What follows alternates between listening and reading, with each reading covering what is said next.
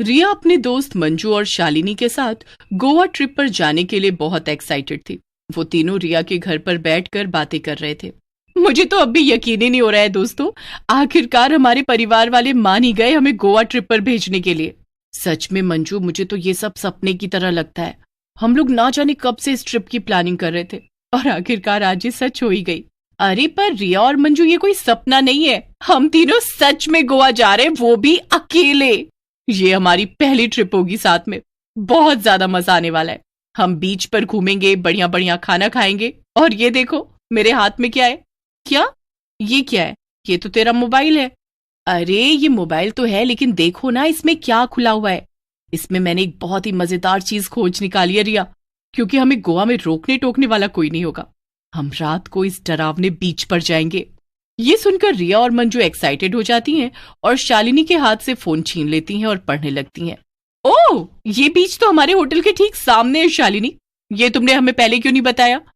तो क्या इसी के लिए तुमने खुद से अपनी पसंद का होटल बुक किया था? जी हाँ, सही समझा आपने। मैंने ये ट्रिप बहुत अच्छे से प्लान की है। आसपास रहने वाले लोगों का मानना है कि ये बीच गोवा के सबसे डरावने बीचों में से एक है और यहाँ पर एक चुड़ैल और उसके प्रेमी भूत का साया है। उन दोनों ने इस बीच पर ही सुसाइड करके अपनी जान दी थी। वाह वाह, क्या कहानी है। अब मैं समझी शालिनी कि तूने हमें इतना अच्छा होटल इतने कम दामों में कैसे दिलवा दिया, वो भी गोवा में। उसके सामने ये बीच वाली जगह भूतिया जो ठहरी, कोई वहां क्यों जाएगा? हाँ वो बात तो है मंजू। वैसे फिर ये तय है ना कि हम तीनों रात में इस बीच पर घूमने जाएंगे? हाँ, मुझे कोई प्रॉब्लम नहीं है, मैं तो एकदम तैयार हूँ। अरे हम रोज रोज थोड़ी गोवा जाएंगे। और मुझे भी कोई दिक्कत नहीं है, मैं भी एकदम रेडी हूँ। ठीक है दोस्तों, फिर अपने अपने घर जाकर पैकिंग शुरू कर दो, क्योंकि अगले हफ्ते हम लोग जा रहे हैं गोवा। तीनों दोस्त खुशी खुशी पैकिंग शुरू कर देती हैं। देखते ही देखते वो दिन भी आ जाता है जब उन्हें गोवा जाने के लिए निकलना था। तीनों ट्रेन में बैठ जाती हैं और निकल जाती हैं गोवा घूमने के लिए। ये उनके लिए 3 दिन की ट्रिप थी। 2 दिन सब सहेलियां खूब घूमती हैं और फोटो खिंचाती हैं, पर जब आखिरी रात को तीनों होटल में आराम कर रही होती हैं, तभी कुछ अजीब होता है। शालिनी अचानक से जोर से चिल्लाती है। शालिनी को चिल्लाते हुए सुनकर मंजू और रिया चौंक जाती हैं। अरे क्या हो गया शालिनी, अचानक से चिल्लाई क्यों? कोई भूत देख लिया क्या? कितनी अच्छी नींद आई थी मुझे, सब खराब कर दी तुमने। आज हमारी आखिरी रात है गोवा में। कल सुबह हमें वापस घर जाने के लिए ट्रेन में बैठना है और हम सबसे जरूरी चीज करना तो भूल ही गए। क्या? पर वो क्या शालिनी? अरे उस भूतिया बीच पर घूमने जाना। जल्दी से उठो तुम दोनों, हमें वहां जाना ही होगा। क्या इस समय? जरा घड़ी में देख शालिनी, 11 बज रहे हैं, ये सेफ नहीं है यार। मंजू तुझे नहीं जाना तो मत जा, पर ये घर वालों जैसी बातें तो मत कर कम से कम। शालिनी सही कह रही है मंजू, चलो आज हमारी गोवा में आखिरी रात है, हमें वहां जाना चाहिए, मजा आएगा। रिया और शालिनी जल्दी से कमरे से निकल जाती हैं और मंजू भी अपनी जैकेट पहनने के लिए खिड़की के पास जाती है। तभी उसकी नजर सामने बीच पर पड़ती है। मंजू के ठीक सामने एक लड़का और लड़की खड़े थे जो कि मंजू को ही देख रहे थे। अरे ये क्या? मुझे तो लगा था बीच खाली होगा, पर वहां तो लोग हैं। तभी पीछे से शालिनी की आवाज आती है। मंजू जल्दी आ, वरना हम दोनों चले जाएंगे। हाँ हाँ, अब बस अभी आई। तीनों सहेलियां बीच पर पहुंच जाती हैं। वहां पर काफी अंधेरा था और सिर्फ चांद की ही हल्की हल्की रोशनी पानी पर पड़ रही थी। अरे ये क्या? होटल की खिड़की से तो मुझे यहाँ पर 2 लोग, एक लड़का और लड़की दिखे थे, पर अब तो यहाँ कोई भी नहीं है। शायद चले गए होंगे। क्या तूने एक लड़का और लड़की को देखा? फिर तो वो दोनों वही प्रेमी भूत और चुड़ैल होंगे। अब तो उन्होंने तुझे देख लिया है। लोगों का मानना है कि जिसे भी वो दोनों देख ले, वो इस बीच से वापस घर नहीं जा पाता है मंजू। ये सुनकर मंजू डर जाती है और शालिनी और रिया से वापस होटल चलने के लिए कहने लगती है। तीनों वहीं बीच पर बैठ जाती हैं और नजारे का मजा लेने लगती हैं। पर तभी अचानक से समुद्र की लहरें तेज हो जाती हैं और अचानक से कहीं से तेज गाने बजाने की आवाजें आने लगती हैं। अरे ये गाना कहाँ बज रहा है? हाँ सच में, यहाँ बीच तो पूरा खाली है। फिर ये गाना, कहीं वो दोनों भूत बैंड बाजा लेकर मंजू को लेने तो नहीं आ रहे? ये सुनकर रिया भी हंसने लगती है, पर मंजू को गुस्सा आ जाता है।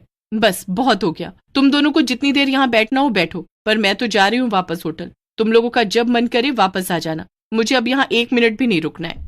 मंजू इतना बोलकर गुस्से में अकेले ही होटल की तरफ। अरे मंजू रुक जा मंजू, हम तो मजाक कर रहे थे। अरे वापस आ जाओ। कोई बात नहीं रिया, जाने दो उसे। वो तो वैसे भी यहाँ से बस भागने के बहाने ढूंढ रही थी, क्योंकि एक नंबर की डरपोक जो है वो। अब तुम और मैं यहाँ की शांति को एंजॉय करेंगे, बाद में उसे पछतावा होगा कि वो यहाँ क्यों नहीं रुकी। मंजू वापस होटल चली जाती है और शालिनी और रिया वहीं बीच पर बैठी रहती हैं। जैसे ही मंजू अकेले अपने होटल के कमरे में पहुंचती है, वो सभी लाइट्स ऑफ करके सोने की कोशिश करने लगती है, पर तभी उसे महसूस होता है कि किसी ने उसके कमरे का दरवाजा खोला है। मंजू देखती है कि कमरे के अंदर दो लोग खड़े थे। वो अंधेरे में ही बिना उन पर ज्यादा ध्यान दिए बोलती है, तो आ गए ना तुम लोग मेरे पीछे पीछे। अकेले डर जो लग रहा होगा वहां पर उन भूतों से। अरे ये क्या, तुम दोनों तो भूत और चुड़ैल हो। बचाओ बचाओ, शालिनी, रिया, कोई मुझे बचाओ। पर मंजू कुछ कर पाती है उससे पहले ही भूत और चुड़ैल दोनों एक साथ मंजू के शरीर में घुस जाते हैं, जिसके बाद मंजू के दो सर निकल आते हैं, एक उस भूत का और एक चुड़ैल का।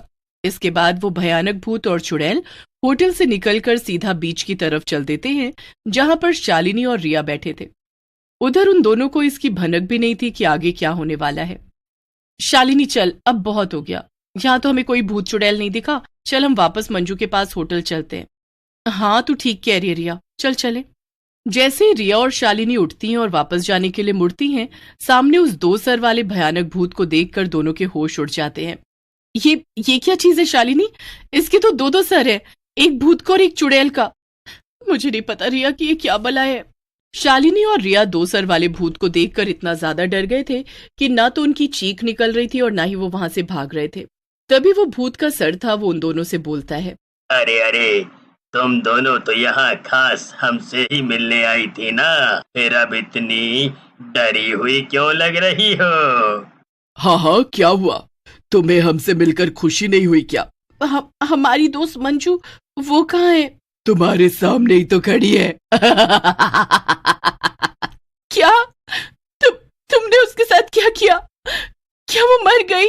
अभी तक तो नहीं, पर हाँ, जल्द ही तुम्हें मार कर खाने के बाद हम उसे भी मार देंगे, चिंता मत करो। ये बोलकर वो भयंकर दो सर वाला भूत शालिनी और रिया को पकड़ने के लिए आगे बढ़ता है, पर वो दोनों बीच के किनारे की तरफ भागने लगती हैं। रिया, अब हम लोग क्या करें? कैसे बचे इस अजीबोगरीब दो सर वाले भूत और चुड़ैल से? और तो और मुझे लगता है कि ये दोनों भूत और चुड़ैल मंजू के शरीर में घुसे हुए हैं। तभी उस भूत ने ऐसा कहा कि मंजू हमारे सामने ही खड़ी है। पता नहीं शालिनी, मुझे तो कुछ भी समझ नहीं आ रहा। अभी के लिए तो बस भागो, हम उसके हाथ नहीं आ सकते। भयंकर भूत भी तेजी से रिया और शालिनी का पीछा कर रहा था, पर तभी चुड़ैल मंजू के शरीर से बाहर आ जाती है और खड़ी हो जाती है, और दो सर वाला भूत एक ही सर का हो जाता है, जो कि सिर्फ भूत ही था। मैं तो अब थक गई, अब तुम जाओ और जाकर उन दोनों को पकड़ कर लाओ, फिर हम दोनों साथ में बीच के किनारे डिनर करेंगे। अरे मेरी प्यारी चुड़ैल, ठीक है, जैसा तुम कहो, जा। वो दोनों बातों में लग गए हैं, और वो देखो, वो चुड़ैल मंजू के शरीर से भी निकल आई है। पर हम क्या करें शालिनी? किनारे पर दौड़ते दौड़ते अचानक से रिया का पैर रेत में दबी किसी चीज से टकरा जाता है और वो गिर जाती है। हे भगवान, ये क्या था? शालिनी रिया को उठाने लगती है, पर तभी उसका ध्यान रेत पर जाता है। वहां और कुछ नहीं बल्कि किसी आदमी के कंकाल की टांग थी। हे भगवान, ये तो कंकाल है। क्या? कहीं ये उस भूत का तो नहीं? रिया और शालिनी जल्दी से रेत खोद कर देखने लगते हैं और उन्हें एक लड़की और लड़के का कंकाल मिल जाता है। शालिनी, ये जरूर इन दोनों के ही कंकाल हैं, क्योंकि इस भूतिया बीच पर और कोई भी नहीं आता। मेरे पास लाइटर है, इससे पहले वो भूत यहाँ आए हम इन कंकाल को जला देते हैं। हाँ रिया, पर जल्दी कर, वो देख, वो इधर ही आ रहा है। रुक जाओ तुम दोनों, अब बस तुम्हें हमारा डिनर बनना है। इतने में रिया अपनी जेब से लाइटर निकालती है और दोनों कंकालों पर आग लगा देती है, जिससे सिर्फ कंकाल ही नहीं, साथ साथ चुड़ैल और भूत भी जलने लगते हैं।